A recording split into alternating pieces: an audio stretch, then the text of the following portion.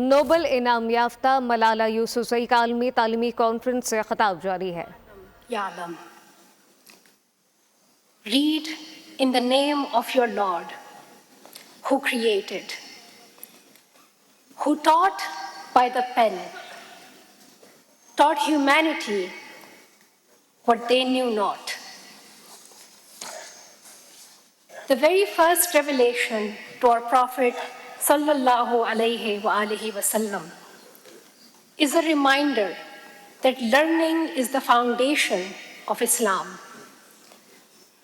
Our faith encourages the pursuit of knowledge for all people.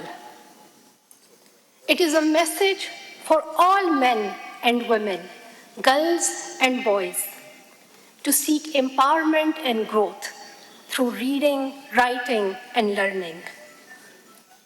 To this day, Islamic contributions in medicine, science, mathematics, and philosophy continue moving our civilizations forward.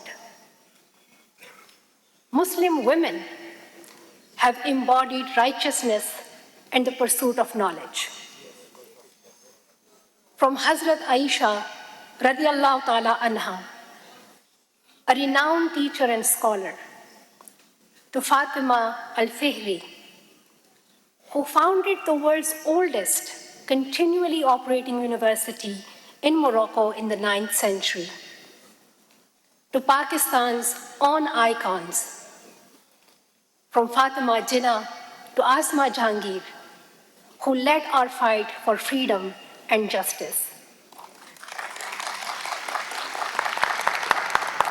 And all the way to Anita Zaidi and Sanya Nishtar, who have advanced public health, promoted gender equality, and fought poverty. While we celebrate our rich history, we must also turn our attention to the present and the urgent crises of millions of girls who cannot go to school. This is not just happening in some small, far-flung communities. It is not isolated to a few regions or cultural groups. This is the lived reality of more than 120 million girls globally who are out of school today. And tens of millions of them live in the countries and communities represented in this room. It is a reality that most governments routinely fail to acknowledge or address with the urgency required. But today feels different. I want to thank the Muslim World League, Your Excellency Al-Isa. You have brought us together to address the barriers holding girls back from their right to go to school and the resources they need to learn. So first, we should begin by recognizing what we are up against: a crisis that holds our economies back by hundreds of billions in lost growth, a crisis harming health, safety, and security of our people. If we do not tackle this crisis, our society will not thrive as it should. If we do not tackle this crisis, we will fail to live up to Islam's fundamental values of seeking knowledge. This conference and your presence today is an encouraging first step. But we can only have an honest and serious conversation about girls' education if we can call out the worst violations of it. When we talk about the crises in Palestine, Afghanistan, Yemen, Sudan, and many other Muslim countries, rarely do we focus on how the entire future of girls is stolen. Their education is taken away. In Gaza, Israel has decimated the entire education system. They have bombed all universities, destroyed 90% of schools, and indiscriminately attacked civilians sheltering in school buildings. I will continue to call out Israel's violations of international law and human rights. Palestinian children have lost their lives and future. A Palestinian girl cannot have the future she deserves if her school is bombed and her family is killed. Girls are living under dire situation in our ummah, in Yemen, Sudan, and many countries, facing poverty, violence, and forced marriages. And in Afghanistan, an entire generation of girls is being robbed of their future. This conference will not be serving its purpose if we do not talk about the education of Afghan girls. Because Afghanistan is the only country in the world where girls are completely banned from education beyond grade 6. For the past 3.5 years, the Taliban have ripped away the right to learn from every Afghan girl. They have weaponized our faith, to justify it.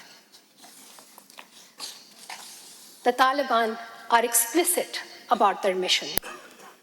They want to eliminate women and girls from every aspect of public life and erase them from society. They have created a system of gender apartheid.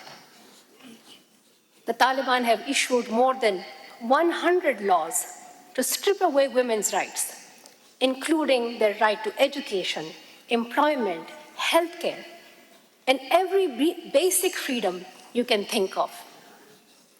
Their cruelty knows no bounds. Under their system of gender apartheid, the Taliban are punishing women and girls who dare to break their obscure laws by beating them up, detaining them, and harming them. Simply put, the Taliban do not see women as human beings. They cloak their crimes in cultural and religious justification. But let us be absolutely clear. There is nothing Islamic about this. These policies do not reflect the teachings of Islam. In fact, they go against everything our faith stands for. They are violations of human rights, and no cultural or religious excuse can justify them. I have a message for everyone in this room, to ministers and government representatives, to intellectuals, scholars, and public figures.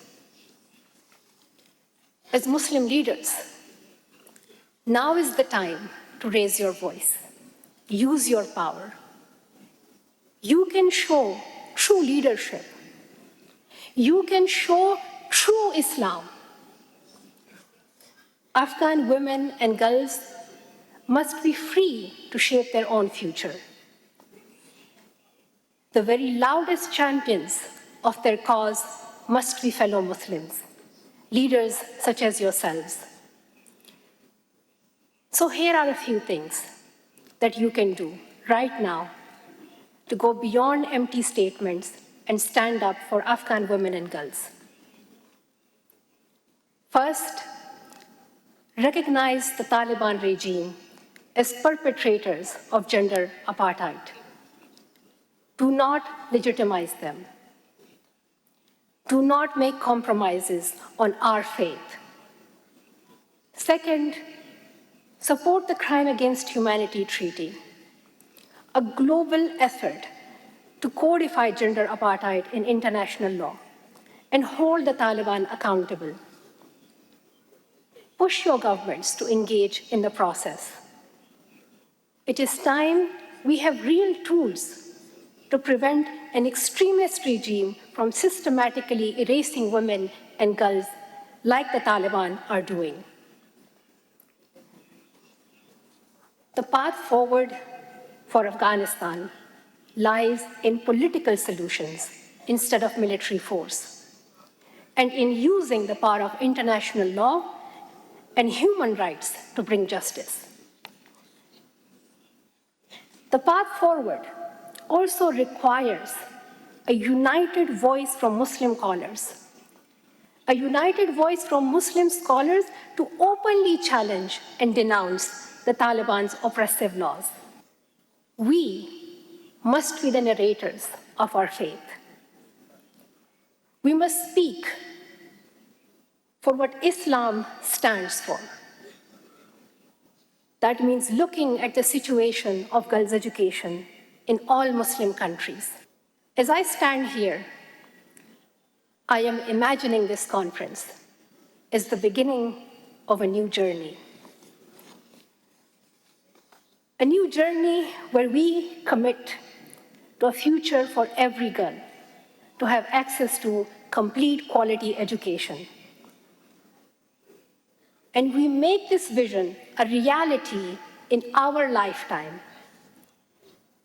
The next time we all gather, I hope to see more women and girls, like the brilliant students who have joined us today, speaking on the stage and setting the agenda. Seeing you all pursue your education gives me hope for our country. Pakistan is where I began my journey. And this is where my heart will always be. 12.5 million Pakistani girls are out of school, one of the highest numbers in the world. I am glad that this conference is taking place here in Pakistan, because there is still a tremendous amount of work that is ahead of us so that every Pakistani girl can have access to her education. Need us to act today. These girls need us to act for their education today, not next year, not next decade. So I ask you all in this room and your leaders, protect every girl's right to go to school for a complete 12 years. Invest the resources to make education a reality for all girls. Let us be champions of our faith by being champions for girls and their right to learn. Thank you.